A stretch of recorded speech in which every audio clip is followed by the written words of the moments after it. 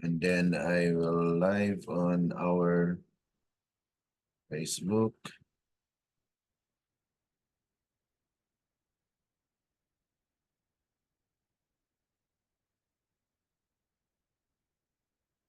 Okay.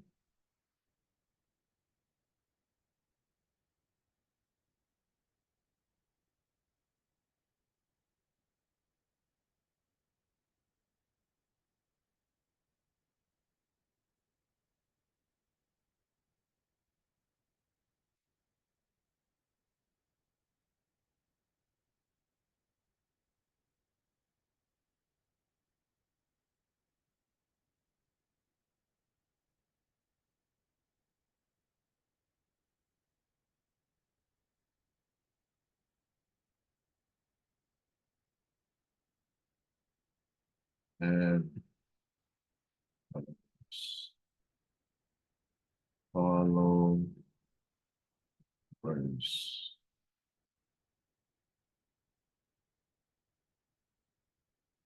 Okay, I will now go to live on our SDA online. Okay, so this is now the continuation of our biblical history series on the book of Genesis. Okay, so magandang umaga po sa ating mga kapatid. At dito po tayo sa ating pagpapatuloy po ng ating pag-aaral sa kasaysayan po sa Biblia, especially dito po sa aklat ng Genesis. At aking pong nais na salamatan yung mga nag-likes at nag-share ng ating online study. At mayroon pong nagpahayag ng mga pagpapasalamat po sa ating mga napag-aralan. Bagamat ito ay mga simple na mga pag-aaral, ngunit may mga leksyon po tayo matutunan. Ano po? At sa ating pagpapatuloy po ay dito tayo sa chapter 29 na ito ay may mga kaugnayan na po sa mga prophetic significance sa ating mga pag-aaral po sa propesya. Dahil ito ay papasok na po doon sa kasaysayan ni Jacob na kung saan ay mararanasan in these last days kung ano po yung mga na ipagkaloob ng Panginoon sa kanyang mga anak sa time ng mga Israelites ay ganun po ay maranasan din po ng ating mga kapatiran na especially sa ating iglesia. Okay, bago po tayo magkaroon ng panalangin, nais ko pong i-share ito sa Signs of the Times, May 1, 1879, paragraph 11, ay sinasabi po rito, Jacob made a solemn covenant before the Lord that he should not take other wives. And Laban said to Jacob, behold his hip, and behold his pillar, which I have cast between me and thee. This hip be witness, and this pillar be witness, that I will not pass over this hip to thee, and that thou shalt not pass over this hip and this pillar unto me for harm. The God of Abraham and the God of Nahor, the God of their father, judge between us. And Jacob swear by the fear of his father Isaac. So ano po ang yung kahalagan nitong time team na tipan ni Jacob sa Panginoon, na kung saan ay dito po ay isang kapahayagan na talagang hindi po siya susunod doon sa kanyang kapatid na mag-asawa ng hindi kalahi o hindi niya kapananampalataya.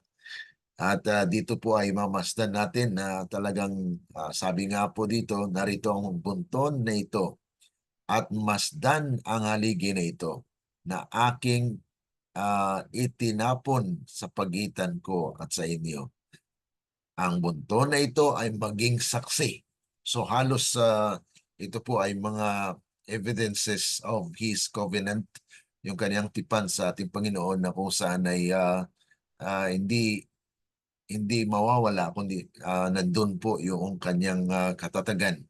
At sabi nga po rito, at si Jacob ay sumumpa sa pamagitan ng takot ng kanyang amang si Isaac.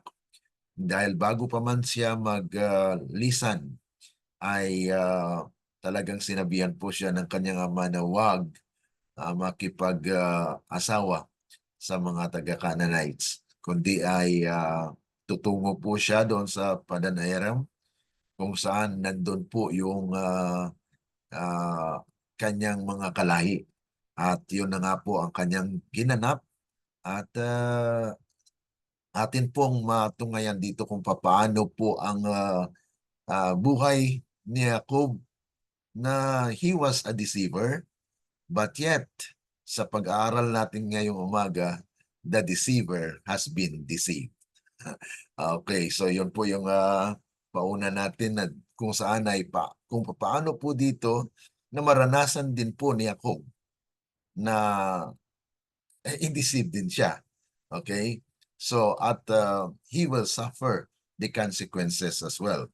At yun ang mangyayari dito na may significance po ito sa ating kapanahunan, especially when we study the prophecy. So these are the foundation ng mga pag-aaral po natin sa propesya.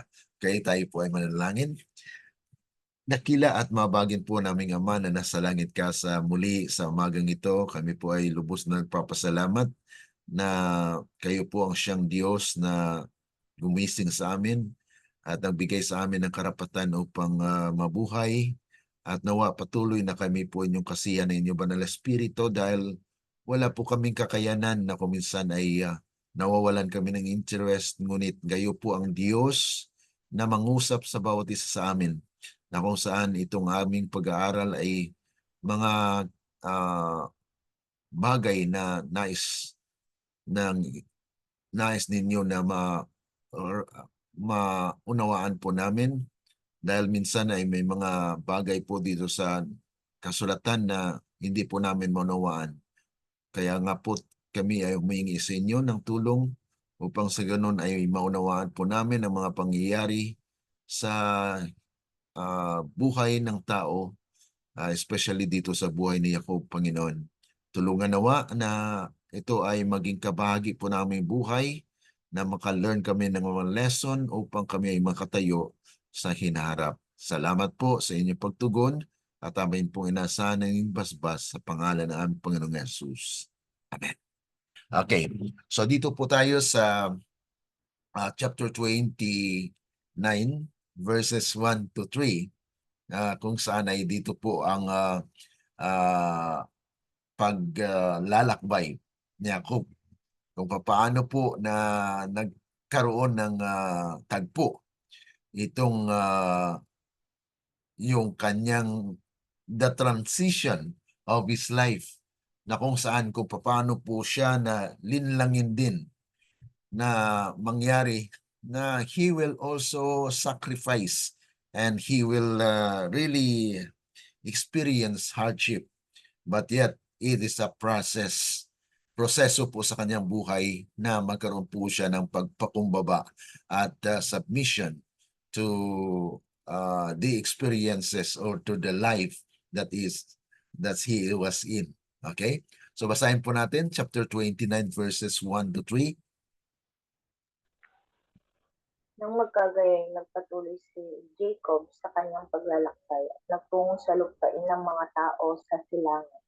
Siya'y tumingin at nakakita ng isang balon na sa parang may 3 kawan ng mga tupa na nagpapahinga sa tabi roon, sapagkat sa balong iyon pinapiinom ang mga kawan. Ang batong nasa ibabaw ng labi ng balon ay napakalaki.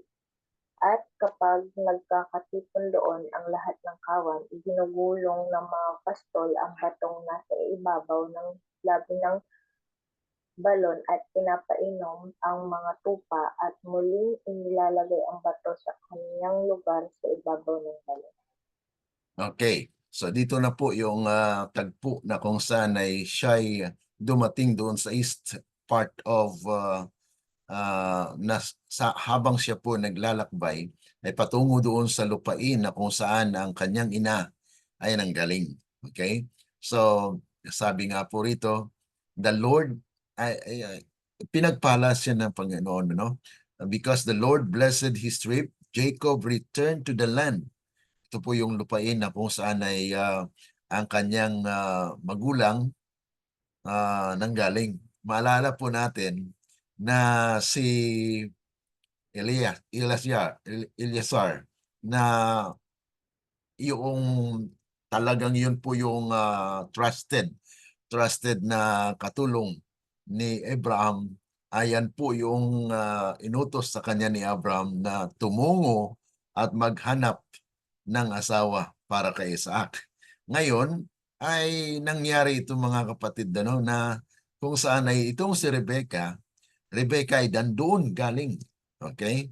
At yun ngayon ang nilalakbay ni Jacob na kung saan siya mismo ang maghanap.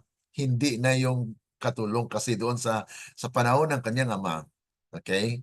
Na kung saan ay nakatagpo si Eleazar kay Rebecca, ito ngayon ay si Jacob patungo doon na kung saan doon po siya makahanap at magkaroon ng asawa.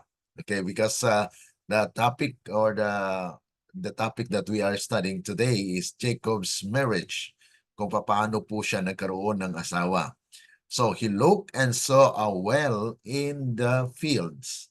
As Jacob came near to the home of his mother's family. Ito na po yung tagpo na kung saan sa kapanahunan na naghanap ng mapangasawa para kay Isaac ay humingi ng tanda itong si Eleazar na kung saan ay ang makapagbigay ng tubig o makapainom ng kanyang kamilyo ay yun ay talagang yun ang promise ng Panginoon or pinahayag ng Panginoon na maging asawa ni Isaac. Ngayon, ito si Jacob naman ay nakakita ng balon at dito po makita natin nagpakitang gilas po siya, no? Na kung saan ay siya po yung talagang nag-initiate, siya ang gumawa ng kaparaanan para ma-move yung a big stone mula dun sa balon na yun. At he started to help. Ito po yung ating matunghayan dito sa kasaysayang ito. Okay. At dito na po sa verses 4 to 10, okay? Patuloy po nating pagbabasa. 4 to 10. Sinabi sa kanila ni Jacob, mga kapatid ko, taga saan kayo? At kanilang sinabi, taga-Haran kami. Sinabi niya sa kanila, kilala ba ninyo si Laban na anak ni Nahor? At kanilang sinabi, kilala namin siya. Sinabi niya sa kanila, siya ba'y mabuti ang kalagayan? At kanilang sinabi, oo, at narito ang kanyang anak na si Raquel na dumarating kasama ang mga tupa. Sinabi niya, tignan ninyo, maaga pa, hindi pa oras upang tipunin ang mga hayop. Painumin ninyo ang mga tupa at inyo silang pastulin. Subalit sinabi nila, hindi namin magagawa hanggat hindi natitipong lahat ang kawan at maigulong ang bato mula sa labi ng balon. At saka lamang namin paiinumin ang mga tupa. Samantalang nakikipag-usap pa siya sa kanila, dumating si Raquel kasama ang mga tupa ng kanyang ama sapagkat siya ang nag-aalaga ng mga iyon. Nang makita ni Jacob si Raquel na anak ni Laban na kapatid ng kanyang ina at ang mga tupa ni Laban, lumapit si Jacob at iginulong ang bato mula sa labi ng balon at pinainom ang kawan nila. Okay. So, dito po ang tagpo na kung saan ay nagtanong na po na si Jacob sa mga batang nangangalaga or nag-aalaga ng mga tupa na kung saan ay mayroon pa pong hinihintay. Hinihintay na kung saan ay darating si Raquel. At dito ay makita natin yung isang tagpo na kung saan ay natagpuan niya po yung kanyang kung tutuusin mga kapatid ay pinsan ano na kung saan ay itong si Laban ay kapatid ni Rebecca at si Nahor at si Abraham ay talagang ito ang mga close relatives na kung saan ay na naitala po rito sa kasaysayan na kung saan ay at that time it's still uh, okay, no? Wala pong tinatawag na sa ating panahon ngayon dumami na yung tao at minsan may mga pangyayari din po na magkapinsan, mag-asawa. Actually, marami akong mga kilala na kung saan ay nagkaroon po ng ganong sitwasyon. At ganun pa man ay ito po ay pangyayari sa sa Old Testament na kung saan ay nagkaroon po ng relasyon yung kung ating tingnan po ay magpinsan, ano? Na kung saan ito yung para ma-retain yung lahi na kung saan nandoon yung covenant ang tipan ng ating Panginoon. Kaya nga po nag-umpisa po na magtanong itong si Jacob na kung saan nanggaling at pinakilala nga po at ito na po yung tagpo na nakilala na doon si Laban, anak ni Nahor, at ito ngayon si Rebecca ay patungo doon. At noong dumating, itong ah, si Raquel doon sa balon ay nagpakitang gilas talaga ito si Jacob, ano? At siya ang nag-move ng bato na yon para mapainom po yung ah, mga tupa. At dito nga po ay makita natin na yung uncle niya ay itong pagpakilala na kung saan ay Jacob knew to make contact with his uncle Laban, the brother of his mother. The shepherds not only knew Laban, they also told Jacob that Laban's daughter Raquel was approaching. So dito po ay makita natin na this is the way where the events happened at that time. Na kung paano po ang Panginoon ay nagkaroon ng kaugnayan o nagbigay ng kaugnayan tungo po dito sa mga pangyayaring ito. So water the sheep and go and feed them. Perhaps Jacob wanted the shepherd's boys to leave. Ito po yung inintay niya siyempre pag makita mo po na nandyan yung magkagusto ka sa babae, ay talagang hinintay niya na magkaroon ng usapan itong si Rachel, at saka si Jacob at this time. Ngunit ganun pa man ay siya po ang nag-initiate na magpainom po ng mga tupa. Jacob went near and rolled the stone from the well's mouth. Jacob also knew he had come to marry one of the daughters of Laban. Yan po yung talagang yung purpose na kung saan ay sinabi ni Isaac na tumungo ka sa iyong uncle. So he was more than willing to show kindness and perhaps his strength to Laban's daughter Rachel. The shepherd boys waited for someone to remove the stone, and Jacob did it in the presence of Jacob. Ay Rachel, na kung saan dito po yung katuparan na kung saan ay parang siya na po yung nag-initiate na wala pong yung mga shepherd's boy ay hindi nila ma-move.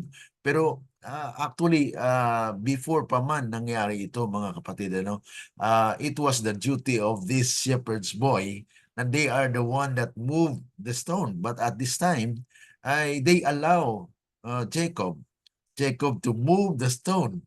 And it is an initiative na kung saan ay kabahagi po doon sa panliligaw ni Jacob at this point of time, na kung saan ay nagpakitang gilas po siya na he can do this, he can do that para ma-provide ng tubig itong mga tupa na inalagaan po ni Rachel. Then, ano pong nangyari? Parang biglaan po ito na talagang pangyayari na parang kung sa atin siguro, mga kapatid, ay mabigla din, ano? So, tingnan po natin ang naitala po dito sa verses 11 to 14.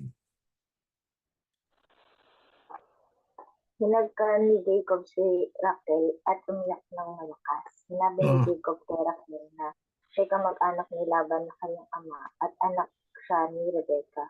Kaya tumakbo si Raquel at sinabi sa kanyang ama. Nang marinig ni Laban ang balita ni Jacob na anak ng kanyang kapatid, tumakbo siya upang salubungin si Jacob at ito ay kanyang niyakap, hinagkan at dinala sa kanyang bahay. Isinalaysay ni Jacob kay Laban ang lahat ng mga bagay na ito at sinabi sa kanya ni Laban, talagang ikaw ay aking buto at aking laman, at siya'y tumigil doong kasama niya ng isang buwan. Okay, so ating mapapansin dito the love story of Jacob, ano, na kung saan ay nabighani siya siyempre sa unang pagkakataon na kaniyang makita ang kagandahan ni Rachel. Kung ating pong pag-aralan ay talagang napakaganda itong si Rachel, kaya nabighani ito si Jacob at hindi niya napigilan ng kanyang sarili na hinagkan itong si Rachel, ano? And then umiyak siya because he knew that it was God's providence na magkatagpo po sila. Okay? And sabi nga po rito, initially Rachel must have been quite surprised when a man she never met before greeted her, kissed her, then cried out and wept.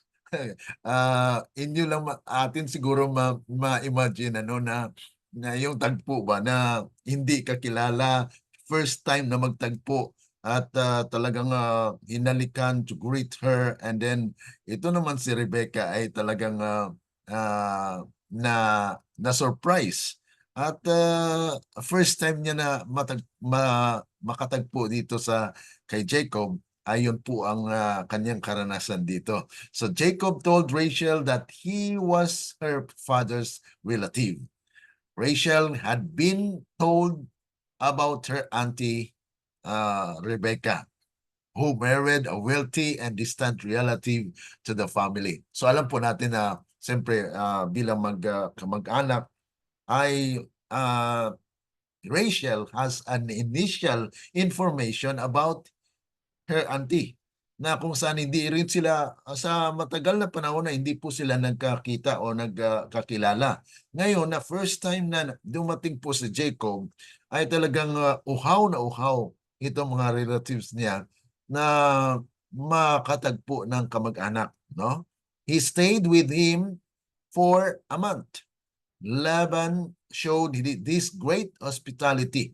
At nakita po natin yung tagpo na talagang pagkalaman ni Laban na ito ay kamag-anak niya. And this is the pamangkin niya. Okay, pamangkin po ni Laban, itong si Jacob. Not only because of custom, and not only because Jacob was his nephew, Laban also knew that Jacob would inherit a significant fortune from his father Isaac. So yan po yung inaakala at kinikilala na nalaman.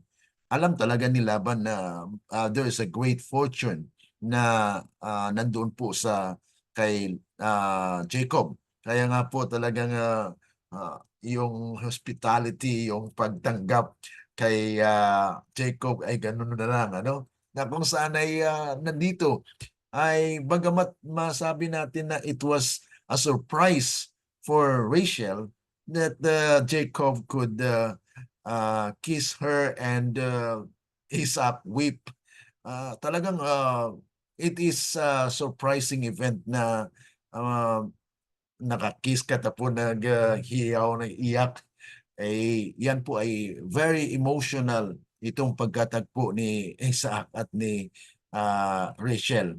At atin pong matunayan sa verses 15 to 20. Tingnan po natin kung ano po ang kasunod dito sa mga pangyayaring ito dahil alam po ni Laban na ito ay isang katuparan doon sa mga kanilang pinaniniwalaan na kung saan ang pagpapala ay dumaloy sa buhay. At nalaman po nila na yung kanilang ang kapatid ni Laban na si Rebecca ay nagkaroon nga po ng mayaman na lahi na kung saan ay yun kay Abraham. At yun na nga po, ito ay kinukwento din sa mga anak. Kaya nalaman po ito ni Rachel at ng kanyang kapatid na si Leah. Si Leah hindi pa po nabanggit dito pero ito po yung kasunod na mga pangyayari. Okay, tingnan po natin sa verses 15 to 20. At sinabi ni Laban kay Jacob, hindi ba't ikaw ay aking kamag-anak? Dapat ka bang naglingkod sa akin ng walang upa? Sabihin mo sa akin ano ang magiging upa mo. May 2 anak na babae si Laban. Ang pangalan ng panganay ay Leah at ang bunso ay si Rachel. Ang mga mata ni Leah ay mapupungay at si Rachel ay magandang kumilos at kahali-halina.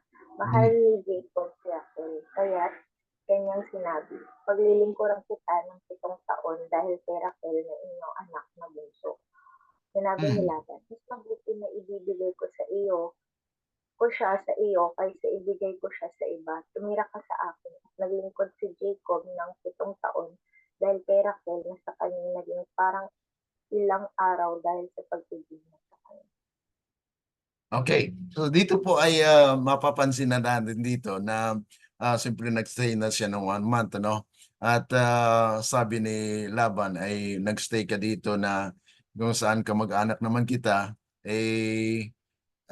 ano ang iyong sahod? So pinakilala po dito na it's a nice offer na kung saan ay na si Laban ay talagang nais niya na mananatili din si Jacob pero dapat mayroon pong kaakibat yan. Mayroon po siyang in-offer na may 2 siyang anak.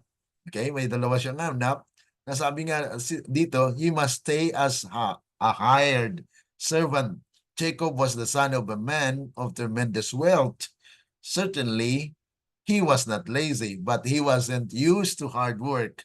Servants did the hard work back home. Now, Jacob was the servant. So dito po ngayon ang transition sa buhay po ni Jacob na maging hired servant po siya. Pero mayroon pong ini-expect na after 7 years, ay mayroon po siyang mapangasawa. At ang kanyang expectation, mga kapatid na maasawa, ay yung si Rachel. Dahil yun po yung kanyang nais na at talagang nahalina at nagustuhan niya po si Rachel. Ngunit ganun pa man mga kapatid ay yun ang inaakala ni Jacob na mangyari. So Jacob's reaction in this situation would reveal much of his character. This demonstrates the principle that you never know what kind of servant you are until others treat you as a servant. Dito maranasan ni Jacob na maging katulong, servant, at kung hindi niya po naranasan noon sa kanyang tahanan dahil ang gumaganap po at gumagawa sa kapanahunan na kung saan nandun siya sa kanyang ina ay mayroon pong kayamanan pero itong si Jacob mga kapatid ay talagang mayroon ding sipag, no? At now Jacob loved Rachel. Kaya yung kasipagan niya yun na po yung ginamit niya to gain the favor of Laban na kung saan ay magkaroon ng kasunduan na mapangasawa niya after 7 years, na expecting that Rachel will be the one that will na yun po ang kanyang pinagpagalan o pinaghirapan na after 7 years na kanyang pagtatrabaho ay maging asawa niya. This is a part of dowry. Dowry, yung para ma-receive mo marriage. Yan po yung actually karamihan ng mga especially dito sa Thailand din, mayroon din po silang tinatawag na dowry na magbabayad po yung lalaki para makuha yung babae. So that's actually the culture or custom of that time.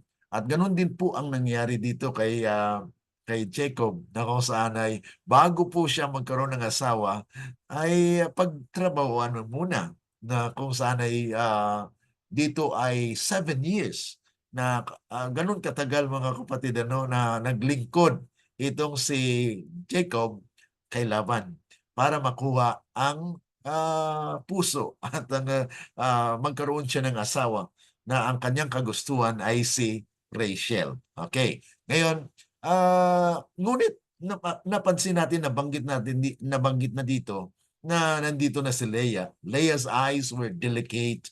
There is some dispute as to exactly what this phrase means.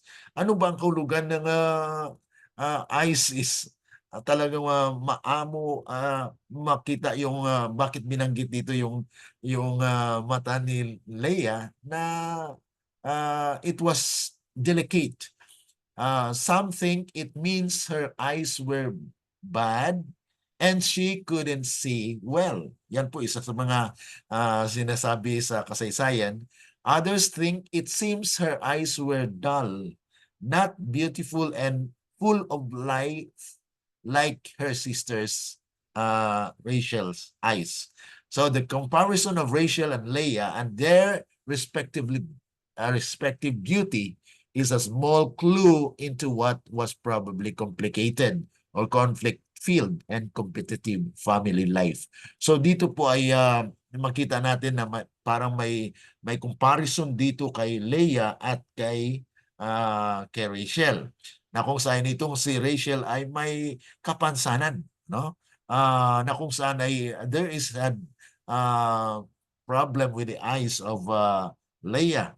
At ngunit sinaysay po rito na si Rachel ay napakaganda, no? So kaya nga po itong kagustuhan ni Jacob na makuha niya si Rachel, na kung saan ay within 7 years expecting that i-offer sa kanya si Rachel. So he will serve for 7 years to have the younger daughter. Ito po yung bunso din na pinakabata na anak ni Laban. The offer to work for 7 years was essentially a dowry. Yan po yung dowry, no? Though Jacob came from a family with great wealth, he left home with no money. Kaya nga po talagang kailangan siya magpagal at mabayaran. Kung po ay umalis siya at mayroon pong kayamanan ay pwede niyo pong bayaran ng pera. Ano po? Ngunit umalis po siya doon mula kay Isaac na walang kadala-dala. So yan po yung kanyang kalagayan na he was just a fugitive na nagtakas, tumakas mula doon sa takot na kung saan ay siya'y patayin ng kanyang kapatid because of deception. Ngayon ay mararanasan niya within 7 years na siya po ay nagpagal, at anong mangyayari po mga kapatid? Ang kanyang ina-expect na maging mapangasawa na si Rachel ay hindi po natupad. Tingnan po natin na ito po ay yung mga pangyayari dito na kung saan ay this demonstrate a principle na kung saan ang tunay na pagmamahal, true love waits. At within the 7 years ay talagang willing si Jacob na magtrabaho para makuha ang kanyang minamahal na Rachel. At mapansin po natin dito na kung saan ito ay may mga pangyayari sa kasaysayan din. Okay? Yan po yung kabahagi doon sa explanation, but we are not going to that. Now, we go to 21, verses 21 to 25. Malapit na po tayo. Okay.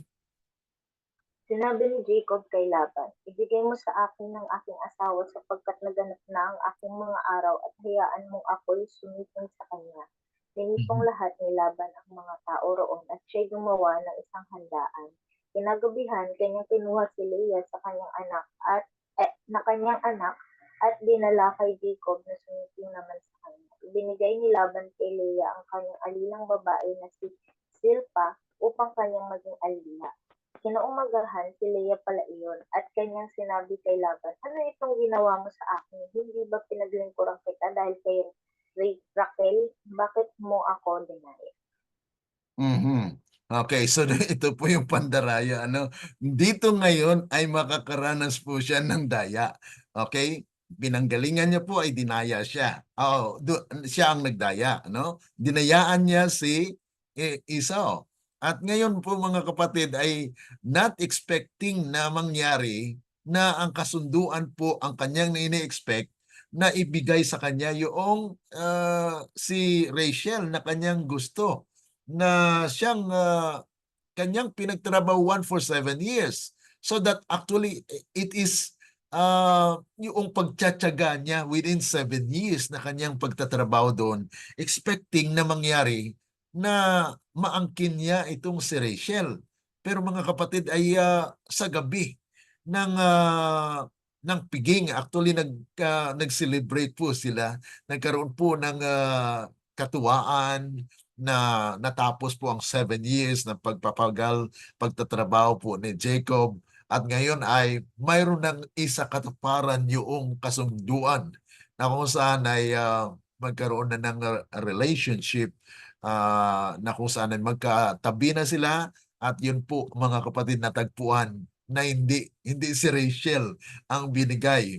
Ibig sabihin nito mga kapatid ay hindi po during the night, ay gabi po yun na ginawa ito, na kung saan ay mayroon pong pandaraya na ginawa ni Laban. Na si Laban ay gusto niya yung panganay. Okay? At yun na nga po mga kapatid yung nangyari dito, na it was a frustration o frustrated si Jacob na sa halip na kanyang mapangasawa ay yung si Rachel, ang binigay naman ni Laban ay si Leah. Okay? So ito po yung honeymoon stage na kung saan ay magkaroon sila ng pag-aasawa. Pero mapansin natin dito, bakit hindi alam ni Jacob na si Leah yon? Oh. So ibig sabihin ito ay talagang it was dark. Sabi nga po rito, he took Leah his daughter and brought her to Jacob and he went in to her. It was possible for Jacob to be fooled because of the wedding customs of the day. According to those customs, the wife was veiled and until she was finally alone with her husband in the honeymoon suit. So, ang nangyayari pala, dito para nanggaling mga kapatid, yung yung costume na may veil, yung may tabon. So, hindi po maaninag, hindi makilala na kung saan ay, kung kuwan po yan, sino siya. Hindi, mayroong veil po na nakatapon na kung saan ay ito ang naging yung hindi nakilala. So, if it was dark by the time Jacob and his new bride were alone together, something Laban would not have difficult arranging. So hindi mahirap sa pag-arrange para kay Laban ano nangyari nito. So it helps explain how Jacob was fooled. So dito po ay makuha natin na si Jacob ay nadaya din. Okay? Na siya ang mandaraya sa panahon na kung saan ay lumisan siya mula doon sa kanyang ama, ay makaranas din siya ng pandaraya dito sa panahon na magkaroon siya ng asawa. So ito po ay kabahagi po sa kasaysayan na mayroon pong konsekwensya. Ano pong consequence nito? Okay. So he took ito na nga po yung pagdala na ni Laban na kay Leia doon sa pangyayaring ito na kung saan ay sabi nga po rito, she may have loved Jacob secretly. Ito po yung background doon sa kay Leia na kung saan she may have considered this her one chance to get a husband. Dahil siyempre sa kapansanan niya ay siyempre mayroon po siyang personal o physical deficiency na kung saan ay yun po ang maging hadlang na parang sabihin niya na paano ako makapag-asawa nito. Oh. So ito po yung advantage para sa kanya na magkaroon siya ng asawa. No? At she may have thought this an unsought and therefore justifiable opportunity to steal a match on her sister. At yun na nga po mga kapatid, ito yung pandaraya na inuna yung panganay na inoffer na hindi naman nagsabi si Laban. So talagang ito ay pandaraya din. No? The absolute authority of the father in the home of that culture also explains why Rachel allowed this to happen. So dito po ay talagang nangyari. So it came to pass in the morning that behold, it was Leah. Na surprise na lang ito si Jacob na hindi pala si Rachel ang kanyang kasiping, kundi si Leah. We can imagine how Jacob felt and how Leah felt as well. Na kung saan ay, and of course, how poor Rachel felt at that time. Na kung saan ito po ang nangyayari na ang ang inoffer ni Laban ay instead of Rachel ay si Leah. So all this was because of Laban's sin. So ito po ay kasalanan. Kasalanan na po ni Laban na hindi po siya tumupad doon sa kasunduan. So dito po ngayon ay another sin. Okay. So kasalanan. So ito po yung tinatawag natin na it's a result of sin that entered into the world na kung saan ay maranasan po na ito ay we are not vulnerable. Ibig sabihin ay hindi po tayo nakaligtas doon sa mga tendensiya na kung saan ay nandoon sa tao. Kaya ngayon mga kapatid ay nandoon yung struggle natin na nandoon yung kasalanan sa loob. Kaya there's no other power that can actually overcome that. And it is only the divine power na kung saan ito po ay magkaroon ng kagalingan na at the time ay God's people will also be matured and we can learn lessons from them.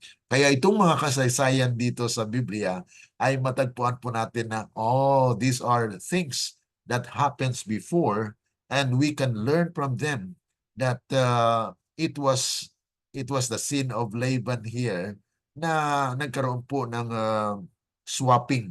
Na-swap po yung expectation ni Jacob si Rachel. Pero hindi po natupad yun at nangyari na itong panganay na si Leah ang siyang unang napangasawa po ni Jacob. Okay, the last part, 26 to 30. Sinabi ni Laban, hindi ganyan ang kaugalian dito sa aming lupain na ibinibigay ang bunso bago ang panganay. Tapusin mo ang linggong ito at ibibigay rin namin sa iyo ang isa bilang kapalit sa paglilingkod na gagawin mo sa akin na 7 taon pa. Ganoon ang ginawa ni Jacob at tinapos niya ang linggo niya at ibinigay ni Laban sa kanya si Raquel na kanyang anak upang maging asawa niya. Sa kanyang anak na si Raquel ay ibinigay ni Laban bilang alilang babae ang kanyang alilang si Bilha. Kaya't sumiting din si Jacob kay Raquel at inibig si Raquel ng higit kaysa kay Leah at naglingkod siya kay Laban ng 7 taon. Okay. So dito po ay mapansin natin na kung saan ay nangyari nga po na itong customary o custom ng panahong yan na dapat yung panganay po ang maunang mag-asawa. Ano po? Kaya nga po itong si Laban may reason. There is a reason why ay inihandog o inoffer niya po yung ang panganay. So ito po yung excuse ni Laban na ayon sa kanilang costumbre ay hindi pwedeng mauna yung bunso o yung pangalawa na si Rachel ang mauna kaysa panganay. Kaya it was actually the only reason na kung saan ay nangyari, no? And the only reason Jacob accepted this clever trick from Laban was because he had no other option. But Laban's supposed reason was really nothing more than an excuse. So yan po ay excuse lang ni Laban para mayroong katuparan din ang siyempre mag-uusap yan sila bilang pamilya na kung saan ay itong si Leah ay kagustuhan niya at may lihim na pagtingin dito kay Jacob, kaya nga po wala rin po siyang tutol at nandito nga po ay there is another offer na para makuha si Rachel ay mag-work muli ng 7 years itong si Jacob. At mapapansin natin dito sa karanasan, mga kapatid, na there is makatapos ka or you will graduate from that experience na after 7 years. Sa atin pong pag-aaral sa paaralan ay 6 years, grade 1 up to 6. And then sa college, high school, 4, and some of that are 2 years, so 6 and 12. These are 12 years. Pero dito po sa karanasan ni Jacob ay 7 years. 7 years plus 7 years is 14 years na kung saan ay magkaroon po ng katuparan ng kanyang kagustuhan, that he was tricked. He was actually into a deception as well. But nangyari na po ang nangyari, and he decided to go for another mile, another 7 years to work para makuha niya po si Rachel. At dito po malalaman natin na may significance na po ito sa kasaysayan ng iglesia at this point of time. Dahil mayroon pong tinatawag na typological study dito po sa pag-aaral sa history or sa prophecy, na itong mga historical accounts in the Old Testament have the counterpart in the future. Na kung saan itong dalawang magkapatid na ito, si Leah at Rachel, at ang kanilang mga katulong has significant application or implication doon sa mga lahi na atin pong mapag-aralan. Dahil next na subject po natin, yung mga anak ni Jacob. At mangyari po dito na dito po nanggaling yung 12 tribes. Okay? So yan po yung significance dito sa ating pag-aaral, na we have the foundation of the prophetic study, na kung saan ito simple lang na mga pag-aaral, pero there are significant implication and truths na kung saan ay makuan po natin at mapapansin po natin dito na bakit 7 years. Okay? 7 years ang paglilingkod ni Jacob para makuha niya ang kanyang kagustuhan na si Rachel. Pero nagkaroon po ng tinatawag trick or pandaraya at na-offer itong naibigay po si Leah. And after that, there is another offer na ito na po ay ang si Rachel, yung katuparan ng kagustuhan talaga ni Jacob, at nagkaroon po siya ng talagang desisyon. Okay, I will go for that. So ito po yung mga kabahagi po dito sa tahanang ito, na kung saan the problem in this family can be seen immediately. Not only had Jacob married 2 sisters, but he also allowed everyone to know that one was favored and loved more than the other. Ayan po yung problema na may nangyari po dito, na mas pabor. Okay?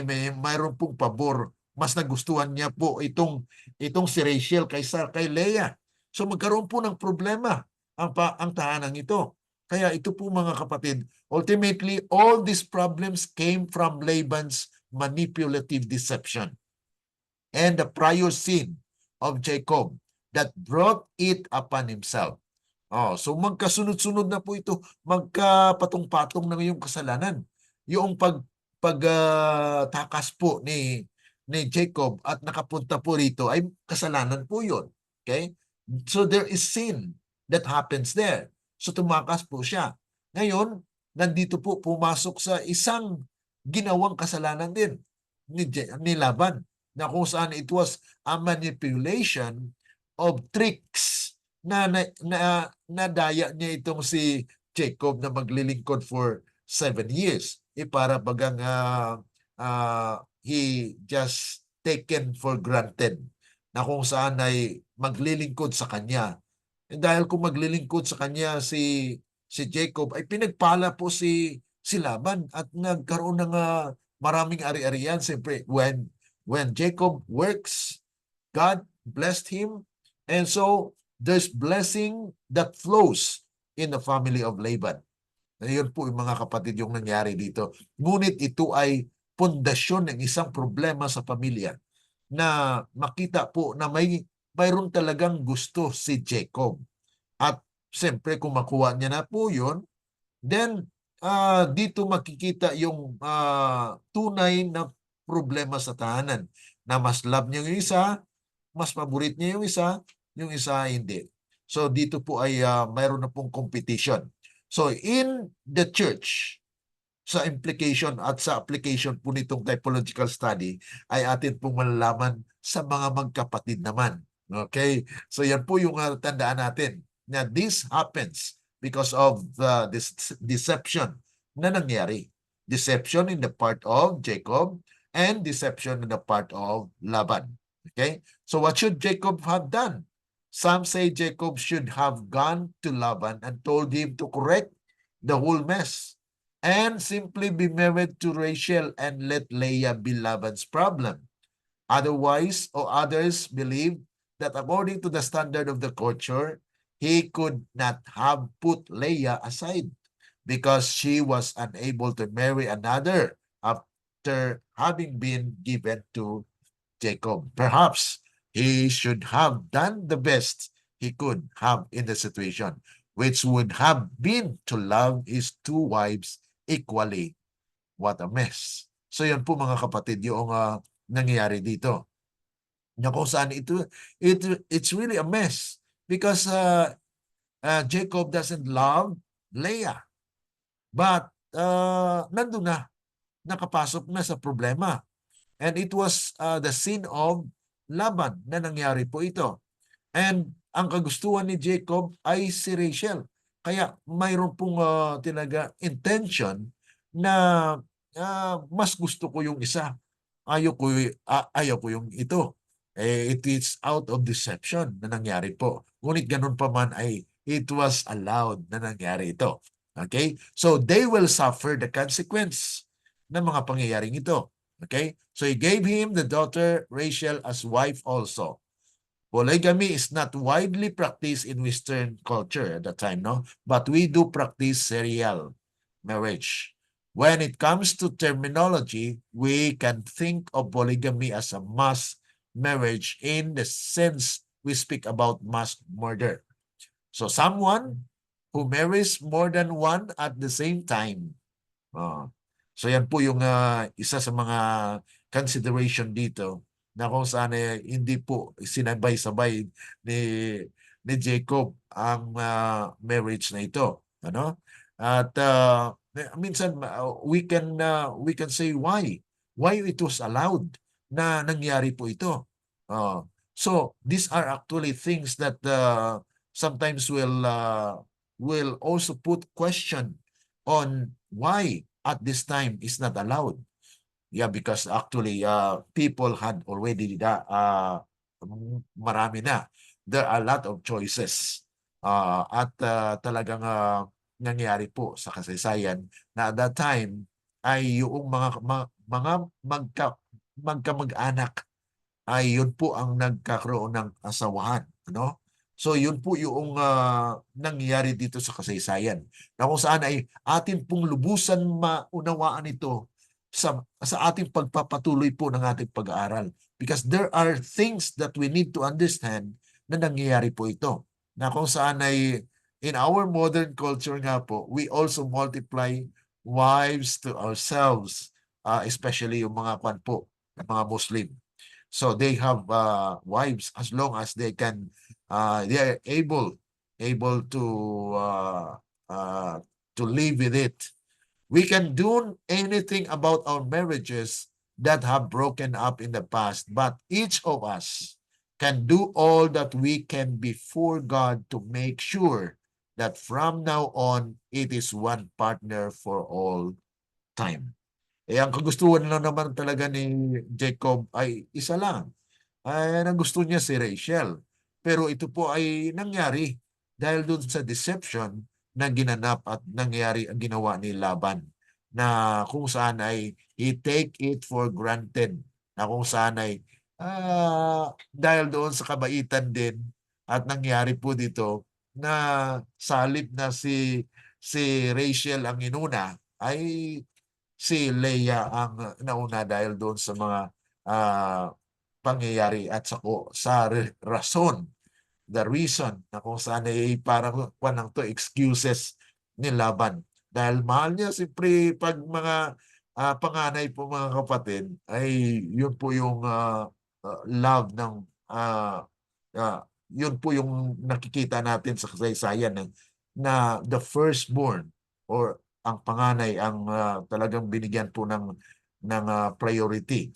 Kaya itong si Laban ay yun po ang nangyari dito sa kasaysayan. So dito, next na ating pag-aaral po ay patungo na po tayo doon sa mga anak. Okay? Kung bakit nagkaroon po ng 12 children, ano? Kaninong mga anak po yun? So tingnan po natin yan sa patuloy natin pag-aaral, na kung saan ito po ay palalim po at maging foundation po ito ng ating mga pag-aaral sa prophecy. Ano? Okay, so any reaction? Any question? Kung mayroon po kayong mga question, you can just type in our chat group, na kung saan ay or dito sa Facebook, SDA Online Study, you can just type there because we don't have enough time for now. It's an extension. Sorry po talaga na it's a part of our learning, na kung saan ay maging kabahagi po ito sa ating pag-aaral din sa prophecy, ano. So salamat po sa pagtiyaga po ng pakikinig at pag-follow po sa ating pag-aaral ngayong umaga. Okay, for the closing, kung wala pong reaction, any reaction or comments sa ating pag-aaral ngayong umaga, kung wala po ay we will just have our closing prayer. Okay, let's pray. Our dear and kind lovely Father, once again, oh God, at this moment, we'd like to thank you for the knowledge of the experiences of Jacob that puts us into our situational problems in these last days. At nais namin, Panginoon, na maunawaan ito sa aming pagpapatuloy po ng aming pag-aaral, because we cannot understand and fathom everything on this aspect of relationship, especially with the experience of Jacob, where he was deceived as well. At ito po ay nangyari po sa kasaysayan, at nawa tulungan po kami, Panginoon, na amin pong maunawaan at ma-apply po ang mga prinsipyo na aming matutunan dito, upang kami po ay maging sakdal sa inyong harapan. Nais namin, Panginoon, na lahat ng mga bagay na amin pong napag-aaralan ay hatid po sa amin sa kaunawaan ng inyong mga panukala sa aming buhay bilang human beings. Kaya nga po aming sinasampalatayanan na you allow all things that happens that we may learn a lesson from it. At hindi po namin uulit-ulitin ang mga pangyayaring ito at mga kasalanan sa nakaraan. Kaya tulungan ang bawat isa sa amin, Panginoon, na ang lahat ng inyong mga kalooban ang siyang maganap sa aming buhay, hindi po yung kasalanan na patuloy na lumalago sa sanglibutan ng ito. Amin pong inasahan na ang basbas ninyo ang siyang aming maranasan, kasama po ng aming mga mahal sa buhay, ng kaibigan, mga kapatid. Tulungan nawa na magkakaisa po kami sa isang hangarin na magkaroon po ng relasyon sa inyo at patuloy na naghahanda sa pagtatayo po ng inyong kaharian. Salamat po sa inyong katugunan sa aming mga samutiling. Ito po ay aming dalangin dahil lamang po sa matamis na pangalan ng aming Panginoong Yesus. Amen. Let the words of our mouth and the meditations of our hearts be acceptable unto thine sight, O Lord, our strength and our Redeemer. Amen. Amen po, mga kapatid. Maraming salamat for following our study. At God bless you, Sister Veronica, sa studies mo. Sister Susan, God bless you. Okay? And see you tomorrow for our next study. Patungkol na po yan sa mga anak ni Jacob. At dito po yung foundation ng mga prophetic typology. Yung tinatawag na typological study na kung saan dito po nanggagaling yung mga lahi ng bayan ng Diyos in these last days as well. So dapat po makuha natin yung mga principles at mga insights po dito sa ating pag-aaral sa history. Okay, God bless and see you tomorrow. Okay.